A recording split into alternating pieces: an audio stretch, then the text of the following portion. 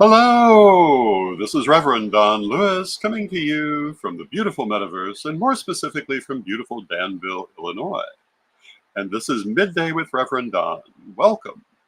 And as you know, if you follow Midday with Reverend Don, you can type your questions or comments onto whatever platform you're watching on, assuming you're watching live, and they should show up here in my chat room. And we can talk directly that way. I should probably warn you that we have been having some internet problems today. In case any further problems should occur, but I don't really think we're going to have any more. And I'm also using a new earpiece, but I don't see that that should make any difference to anything either. So we shall go forward. And today is Thursday, and I woke up this morning, as I often do, wondering what I would talk about today. And I thought it might be instructional to explain how I decided on a subject. And I spoke to Spirit and I said, give me a subject. And I went to look at Facebook, as I often do, and I came up with a subject. And as you will have seen, and hello to Janet Winston in the chat room, it's good to see you. My subject today is about examples, how to choose good examples. And what I saw was a meme. And this may not be the most popular opinion on my part, but it was Nikola Tesla's secret to manifesting anything you want. And hello to Renee in the chat room. It's good to see you, Renee. And this really got me thinking, and I thought, this is something to talk about. So let me tell you a story from my life that does not directly relate to Nikola Tesla, but relates to this story, to this issue. And hello to Janet Gann in the chat room. Many years ago, when I was still very, very young, a friend of our family shared with me their tips for money magic. And I thought this was quite exciting. I was very interested to learn this. And I went home and I told my mother. And my mother loved this person. They were very close. And her reaction, I'm sure, was not meant to be negative toward that person, but her reaction was, I've never known that person to have any money. I don't think they're the person you should be looking to for money magic tips. And this was a very important lesson because she was absolutely right. Not saying that money magic didn't work, but it didn't work extremely well because these were not people who had money. My mother, on the other hand, was. And her idea of money magic tips was obviously more valuable to follow. Coming back to Nikola Tesla and his recipe for manifesting anything you want, firstly, I question whether it's real. But if it is, what was the fate of Nikola Tesla? He died in poverty and relative obscurity. This is not an indication of someone who could manifest anything that he wanted. We constantly hear about the idea that Edison took advantage of Tesla and was far more successful in every stretch of the imagination. Well, if you were looking for examples of how to manifest, you should be looking at Edison. That doesn't mean Nikola Tesla didn't do some good things. It doesn't mean he didn't have some great ideas. But when it comes to manifesting success from them, he was not successful. So if you want to look to him for inspiration for inventions, absolutely.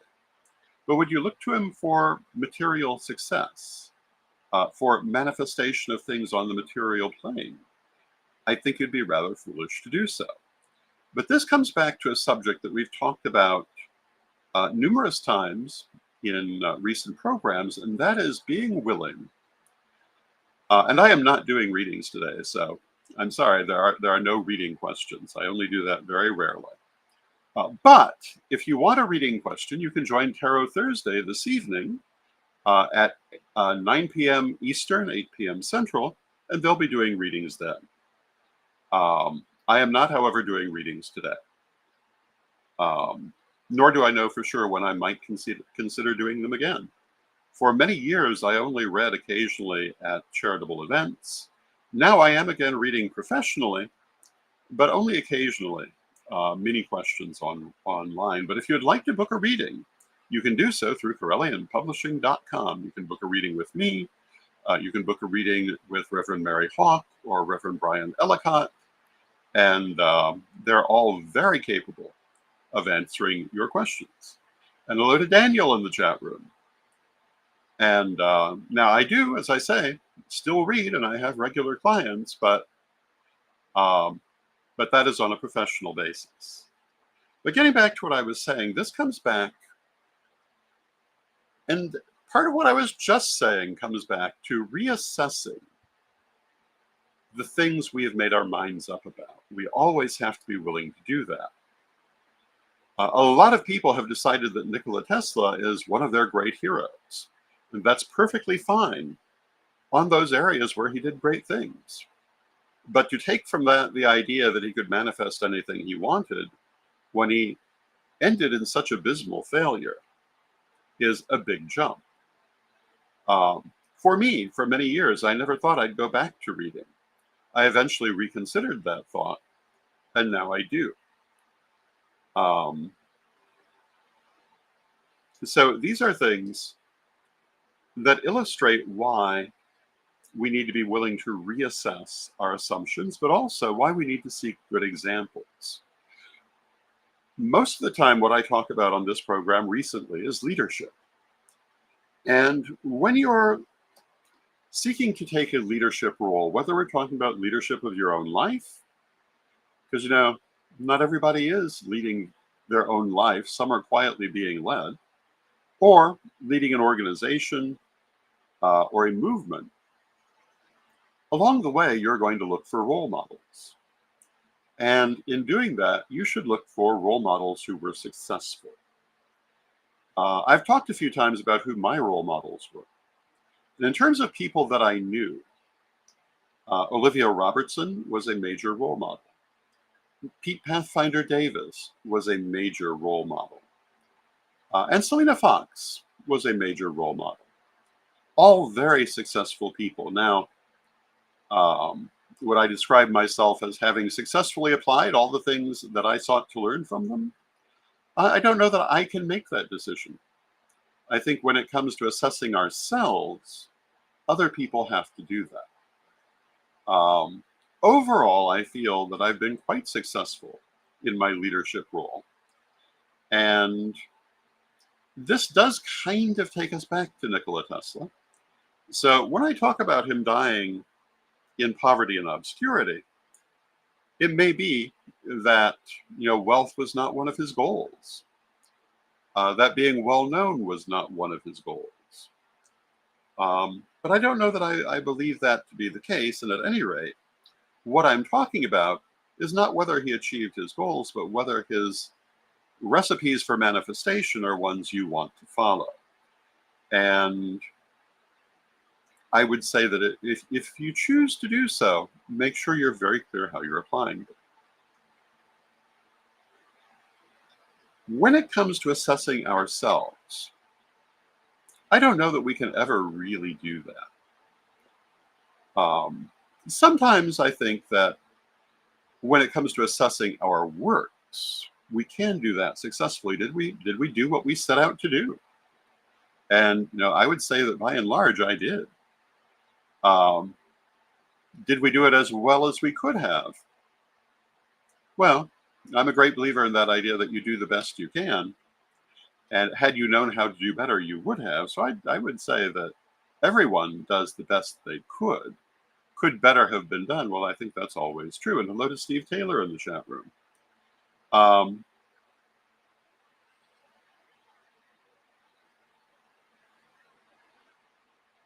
But I think that in the end, how other people see you is sometimes a better idea of how you've done, but not always, because sometimes people see you realistically, sometimes they see you through their prejudices. I am certainly aware of how many people see me, and whether the ones who love me see me through their prejudices, whether the ones who are not fond of the things I've done, see me through their prejudices, I have no way to know.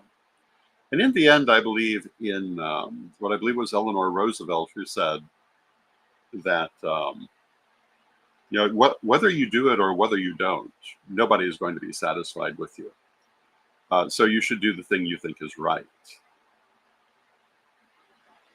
Now, Daniel says that maybe following Tesla's way to achieve inspired ideas is the best. And yes, I would agree that if you're looking for inspired ideas, if you're looking to create new inventions, new ways of doing things, following his example for that is good. That is not what I understood the meme to be talking about. And sometimes too, if you're looking at a person, you have to consider what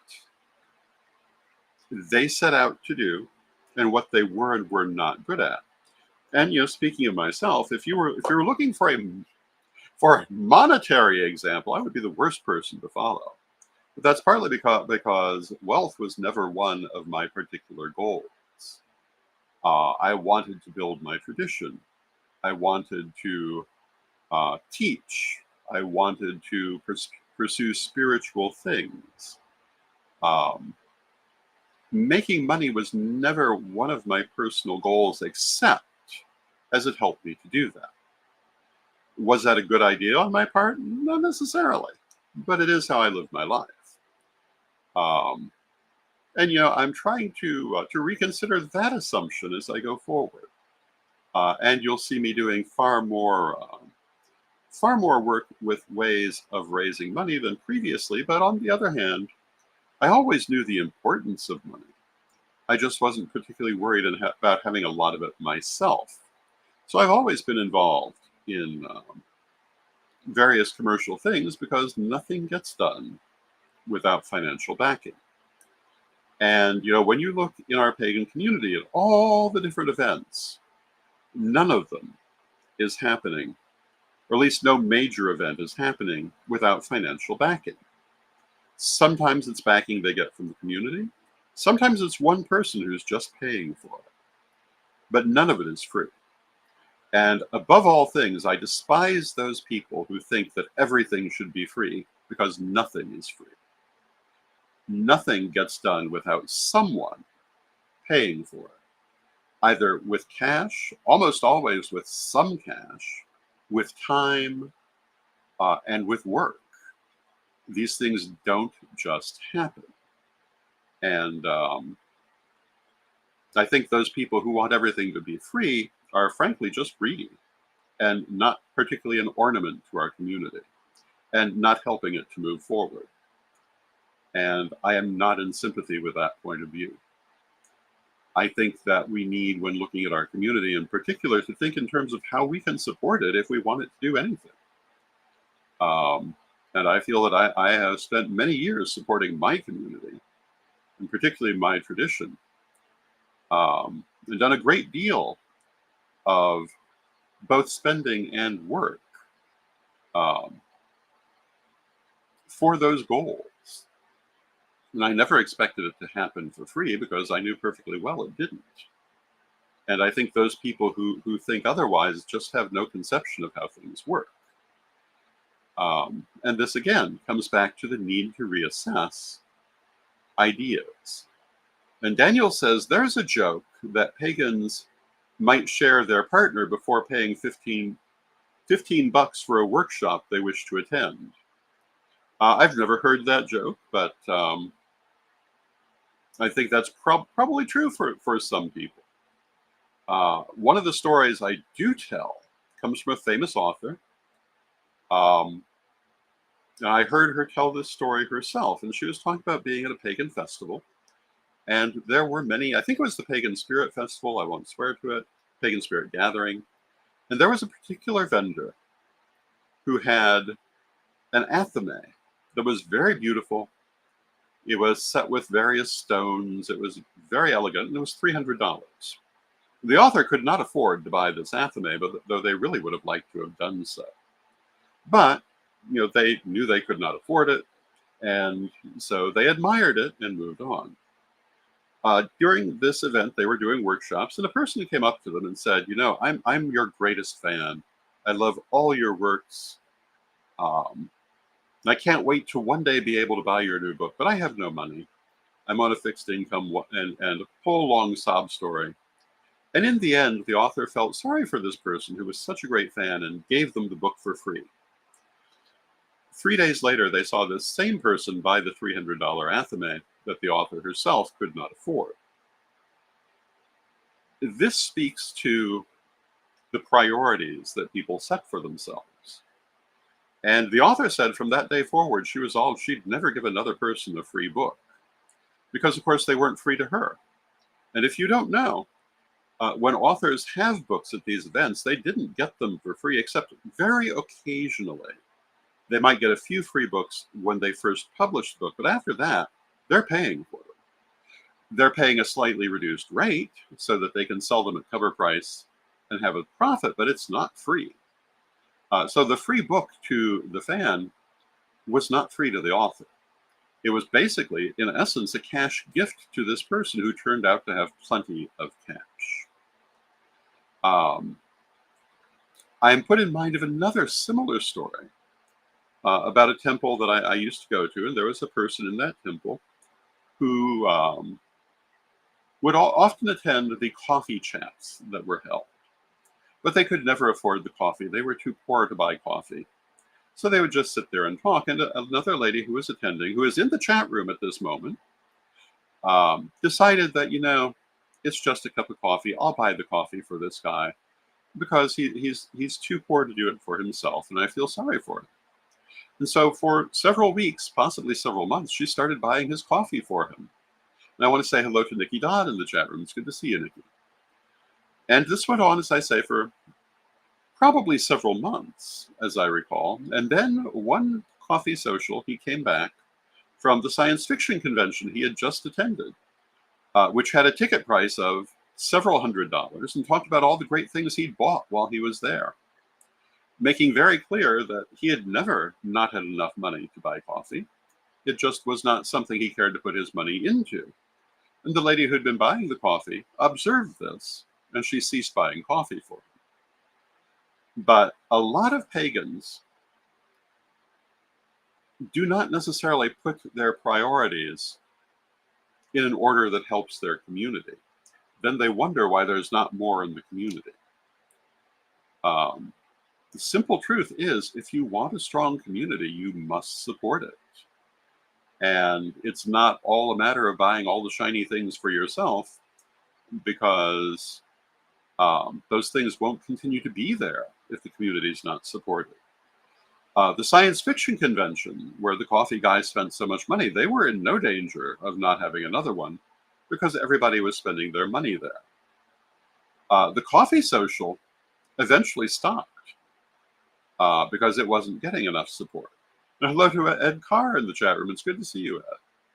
And basically, not only do you need to choose practical examples, you need to try to be one. If you want to see these things happen, you want to see them continue, you have to support them. You have to keep them going. And, sometimes that may mean you can't buy the $300 athame. Or you have to prioritize your funds differently. But, if you want these events to continue, they need support. A lot of times it may look like people are doing things free of charge. They're just putting it out there. They don't need any support, but that's very rarely ever true. Even the show that you're watching, there's a cost to put this show on the air. And currently, that's mostly privately handled, though we have a sponsor whose commercial I'll be playing in a moment, which has relieved that burden a little bit for the current month. But, it's not being done for free. This technology is not free. And people often forget that. For many years, I was closely associated with witchschool.com, still am in many ways. That certainly did not put itself up free of charge. every month was hundreds and thousands of dollars in programming fees, um, in the cost of the websites themselves, in the cost of the names for the URLs, in the cost of just keeping everything going. None of it was happening for free, even though the vast majority of people associated with it were working as volunteers. And the few people who were getting any kind of recompense were getting very, very little, certainly nothing that would have been considered reasonable in the open market. And for everything that I did with the school, I worked as a volunteer. I did receive a small stipend from the church, but not from the school. And that small stipend was certainly not enough to do more than maybe pay a single bill. People often think that the organizations they're dealing with don't need their support, and they're very wrong about it. And then when the organization is no longer there, they wonder why. I remember a question that Ed the Pagan asked on his chat room not too awfully long ago about covens or groups that were organized on democratic principles. And there were a lot of answers that talked about, well, yes, this group was being the operative term. As I recall, there were very few, if any, answers that involved the word is. But that's because so often the groups in our community don't actually get support, or not enough support to keep going, and therefore they don't keep going. Now, sometimes this is also true to the fact that we have things like witch wars that happen in our community. Granted, those were far more common 20 years ago, and they were absolutely ruinous to the community. But you still see them now occasionally. You see people trying to start them. Luckily, they no longer meet the same success they once did, but you still see people trying to do it all the time. And I think my message on that subject is, if you want a strong community, you have to give it what support you can. Because in many cases, they can't just keep going indefinitely on the hope that one day they'll get support. But speaking of support, we're slightly past halfway through the show, and it's time for me to play the message from our sponsor. And the message from our sponsor comes now.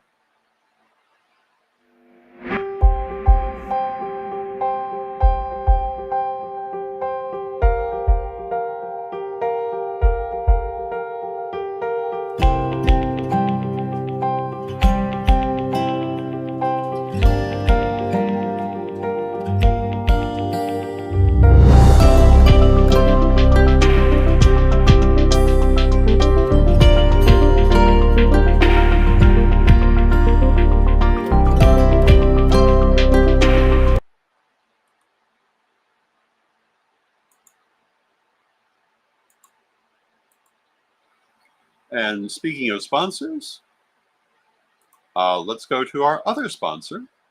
Ready to unlock the secrets of the universe? Join me, Rev Don Lewis, for my metaphysical and magic auctions at Gaia Thrift at whatnot.com. Discover fascinating artifacts, mystical crystals, and rare and unusual books that could change your life. Don't miss this chance to bring a little magic into your world.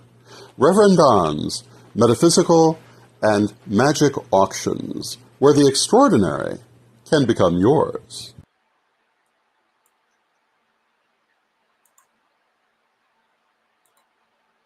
And thank you to Equinox Learning Hub and Rev Don's Metaphysical and Magic Auctions for being our sponsors. And we should be announcing our next auction soon. And what I'm doing right now is I'm looking for interesting objects and also creating some. And I plan to offer more artwork. And I'm also thinking of offering spell candles, which are specifically created for certain spells and blessed and offered for sale.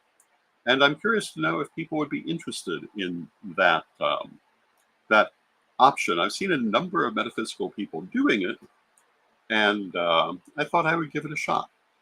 So watch for that coming from Reverend Don's magical and metaphysical and magic auctions, because it will be coming soon. These are some of the things that are going on in my world. Um, and I'm also curious for what other kinds of things you might like to see in the auction. Presently, we've been doing books and various small artifacts like pendulums, jewelry, etc. I do have a little bit of my family jewelry left that I may put up for sale. As you know, last year I sold a great deal of my family's jewelry. My mother left a vast amount of jewelry. And I sold jewelry that came from her and other members of the family, mostly to Corellians who wanted something from the ancestors. There are still a few pieces left. I did not at any point offer the better pieces for sale. Things like, oh, things like my grandmother's opera pearls are sitting in storage somewhere. My mother's childhood pearls, if you're not familiar with that, there used to be a custom for little girls to receive pearl necklaces, which they would be adding to each year during their childhood. So I have that. There are a few interesting rings that are part of what I plan to keep and pass on. But there are many wonderful things yet that I have that I may once again offer for sale. And Janet says, yes, please. So, yeah, we'll be bringing a number of things to you here in the near future. I'm also looking at possibly doing some more sculpture, um, certainly some more drawings, and these various things should be coming across the auction site. And this too speaks to part of our subject for today, the idea of having to reassess your decisions, because I had always planned, speaking of the family jewelry, to carry that through my entire life, and then pass it on to the next generation. And in a manner of speaking, I did, because I have proceeded from the assumption that my cardiac event last year constituted a death of part of myself, and that it fulfilled lifetime obligations that I had made. And Spirit certainly seemed to bear this out. Um, and a number of things that I once had planned to carry to death, I found out the next generation was not interested in receiving them in that way. And so I've dispersed many of them. Now, there were individuals who were interested in receiving parts of this, and that was made possible through the sale and a few gifts. But for me, this was an amazing transformation. And you just have to look at me to notice that part of it is that I lost a great deal of weight, and I lost it immensely quickly. And I've always felt that this had to do with letting down some of those burdens I had carried and um, reassessing my role going into the future. And I no longer see myself as carrying all that burden of the past. That is now passed on to other people. I still share it with them to some extent, but it's no longer my role. And I've reassessed how I go forward with my life. And part of that is Gaia Thrift. And you'll be hearing incessantly about Gaia Thrift as we go forward, and also returning to reading. And if anyone is interested in getting a reading from me, you can book one at CorellianPublishing.com, or you can message me directly. And I'm thinking of once again offering a special on readings in the next few days, so keep an eye open for that. And if you're here in Vermilion County, you can actually come and have a reading in person. Otherwise, it would be online or by phone. And I have numerous clients that I do that for now. And, I find that reading either by phone or online, works just as well as reading in person. And I think this is a very important point of instruction in psychic practices. You can read for a person anywhere on earth. All you need is something to hold on to connect to them. And that would be a whole program unto itself. But I knew people years ago who believed you couldn't do a good reading by phone. You couldn't do a good distance reading. You certainly couldn't do it online. They were absolutely wrong. They needed to reassess their mindset. Although they may have been right for them, but very wrong in my experience. And so, again, and Steve says a lot of us need to do these things, reassess our ideas. And so, as I end today's program, I once again want to recommend finding practical examples of the things you want to do and making sure that the examples you're following lead to the places you actually want to go. And in the second place, reassess your assumptions periodically, because it's not uncommon that they may, one, be flawed, or B, be outgrown. And so we constantly need to be reassessing our mindset. With that, I see we've come to the end of our half hour, so we will end with our prayer, as we always do. And I want to thank you all for joining me, and I will be back tomorrow. Now for our prayer. Divine Mother Goddess, Divine Father God, beloved ancestors, we thank you for the many examples that you put in our lives. We thank you for the good examples that you put in our lives that show us how to successfully do the things we want to do. And we thank you for the bad examples that you put in our lives that show us who we don't want to be.